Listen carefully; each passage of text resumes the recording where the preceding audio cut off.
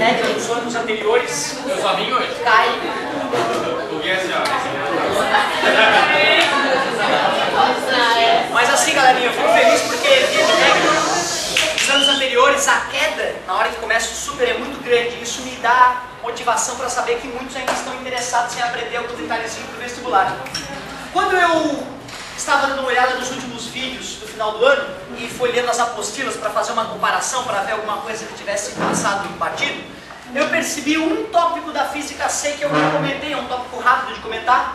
Então, antes de começar o super oficialmente, eu quero fazer esse último comentário sobre a física C. Observe uma coisa, nós vimos que cargas elétricas em movimento dentro de campos magnéticos podem sofrer ação de forças eletromagnéticas. Nós vimos que quando a partícula se movimenta paralelamente ao campo, ela não sofre a ação da força, ela passa reto, MRU. Quando a partícula se movimenta perpendicularmente ao campo, MCU. Lembra? E quando a partícula se movimenta obliquamente ao campo, é um misto de MCU com MRU, que é o movimento helicoidal. Certo? Nós vimos a fórmula da força eletromagnética. Depende do campo magnético, depende da carga, depende da velocidade e está relacionado com o seno do ângulo entre velocidade e campo magnético. Então vocês devem concordar comigo que se tem um campo magnético com o polo norte aí atrás de vocês e polo sul atrás do quadro, penetrando no quadro, portanto, campo magnético uniforme. Eu pego um material condutor, uma placa de aço, por exemplo, ou cobre.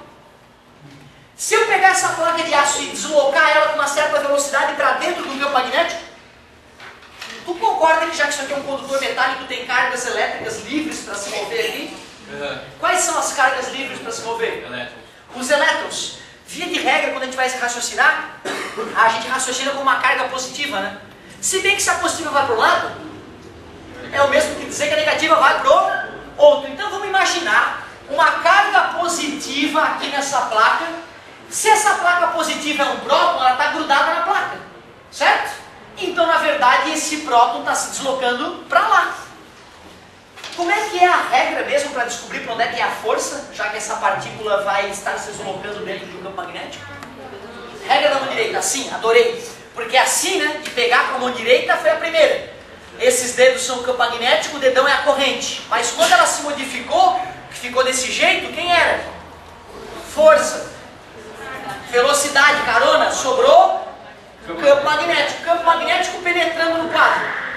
Beleza? Velocidade da partícula indo para a direita, já que a placa está indo para a direita. Olha para onde é que as partículas positivas vão ser empurradas. Para cima, então, as negativas. Quer dizer que vai se acumular a partícula negativa aqui embaixo, enquanto vai se acumular a partícula positiva aqui em cima. Chega uma hora que tem tanta carga acumulada nessas extremidades, que aí já, quando o elétron quiser descer para próximo dos outros elétrons, os iguais se repelem, né? Chega uma hora que cessa esse movimento de cargas. Ocorre o equilíbrio. Se eu digo que tem uma partícula carregada nessa placa metálica e ela está em equilíbrio, que forças que atuam nessa partícula então? Como é o nome da força que atua para cima? Levando as cargas positivas para cima, entre aspas. Força eletromagnética, não é? Que é essa fórmula aqui, ó. Vou chamar ela assim, ó, eletromagnética. Mas se ela está em equilíbrio, que força é que empurra a carga para baixo? Poderíamos pensar na força-peso. Poderíamos pensar na força-peso. Mas vamos ignorar a gravidade por enquanto. Certo? Até porque como essas partículas são elétrons, são muito levinhos, o peso deles seria praticamente irrisório. É isso aí. Mas pensa bem, galera, se tem uma carga positiva aqui, ela vai ser repelida eletricamente pelas positivas e atraída. Ou seja, porque tem um campo elétrico aqui apontando do mais para o menos. Lembra o capacitor, por exemplo, que tem um campinho elétrico do mais para o menos? Olha lá, se tem um campo elétrico E e eu tenho uma partícula carregada nesse campo elétrico, ela vai sofrer a ação da força elétrica, né? A partir de hoje nós vamos revisar essa ideia. Só que eu acho que alguns ainda devem lembrar que campo elétrico é força sobre carga. Se eu quiser calcular uma força, eu pego a carga e multiplico pelo campo. Campo vezes carga é igual a força. Então vai ter uma força elétrica empurrando a partícula para baixo. Se eu digo que ela está em equilíbrio, eu posso dizer que a força eletromagnética é igual à força elétrica. Quem é a força eletromagnética? campo magnético depende da carga e depende da velocidade. Velocidade. De quem é que depende a força? Do que depende a força elétrica? Do campo e da carga. O que eu vou poder fazer em ambos os lados? Corta a carga. Observem que a fórmula que eu estou produzindo veio de uma igualdade de duas fórmulas simples: força eletromagnética e força elétrica. Vocês lembram de uma aula lá, muito tempo atrás, eu fiz placas, uma conectada no polo positivo, outra conectada no polo negativo, fiz um campo elétrico uniforme e falei que só no campo elétrico uniforme existe uma relação entre a voltagem e o campo elétrico. Por exemplo, se eu quiser saber a DDP, a voltagem entre o ponto A e B, eu posso pegar o campo elétrico que é uniforme e multiplicar pela distância entre A e B. A gente não chamou até de força eletromotriz uma certa hora, voltagem se transformou em força eletromotriz uma hora, né, quando as baterias apareceram em nossas vidas. Tu concorda que essa fórmula é a mesma coisa que escrever isso aqui, ó? Chamei o V de natural, né, justíssimo, concorda comigo? É a mesma coisa. Por que tu fez isso, professor? Para não confundir a voltagem com a velocidade. Foi por isso que eu resolvi fazer essa modificação. Isola o E de campo elétrico numa B vezes V é igual. Isola o E para mim, por favor. E sobre D, o outro E, né? O Epsilon sobre D. Está dividindo, passa. Se eu quiser achar a força eletromotriz entre as extremidades da placa que eu coloquei imersa em campo magnético, poderíamos colocar um voltímetro para medir essa força eletromotriz, né?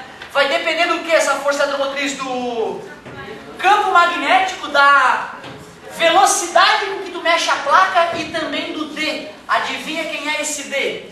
A distância de uma extremidade à outra da placa. Essa foi, eu diria, a única equação da física C que eu acabei não discutindo, não sei porquê. Isso lembra capacitor? Como? Isso lembra capacitor? Isso lembra capacitor. A parte interna aqui virou como se fosse um capacitor. Placa positivamente carregada e placa negativamente carregada. Mas, geralmente, essa área aí, quando aparecem questões desse tipo no vestibular, é bem assim que eles fazem. Eles pegam uma placa, dão as dimensões, botam a placa para se deslocar no campo magnético e eu não posso garantir que essa fórmula vai estar pronta. É possível, sim, que tu tenha que usar uma, duas, três fórmulas para conseguir obter essa aqui, ó. Eu não posso garantir para vocês. O cara vai ser bonzinho e vai deixar a fórmula pronta. Eu não posso garantir. A UFSC tem feito isso, tá? Ela tem deixado prontinha já a fórmula. Precisa da fórmula, ela deixa prontinha. É raro a gente ter que montar uma fórmula do nada na UFSC, mas pode acontecer. Aí ele poderia perguntar, por exemplo, ó, qual é o valor do campo magnético, sabendo que a voltagem é tal, a velocidade é tal e a distância é tal. Ou pode fazer qualquer outra pergunta pedindo o tamanho da barrinha metálica, a distância, que velocidade ela mergulhou no campo, fornece todo o resto. Qual é o valor do campo magnético para acontecer assim? Quantos volts eu gerei nessa situação? Né? Essa é a situação mais comum. Ainda eu diria, o mais importante é tu entender por que aconteceu essa indução aqui, ó. Por que aconteceu isso, né? Porque cargas elétricas em movimento dentro de campo magnético sofrem ação de força elétron. Só não vai existir força quando o ângulo for zero, né? Porque seno de 0 é 0. Lembra? 191. Beleza? A força é máxima quando é 90 graus e a força é zero quando é 0 grau. Beleza? Como uma placa metálica tem cargas elétricas dentro dela, ao deslocar uma placa metálica no campo magnético, essas cargas acabam sofrendo a força eletromagnética. Era o que eu queria falar para poder me sentir bem a respeito da física C do extensivo. E agora, só agora vai começar o super. Então, de repente, quem teve dificuldade na ideia de campo elétrico, E igual a F sobre Q, quem teve dificuldade em V igual a E vezes D, ou quem esqueceu de onde é que veio a força eletromagnética, vai começar a revisão do zero a partir de agora.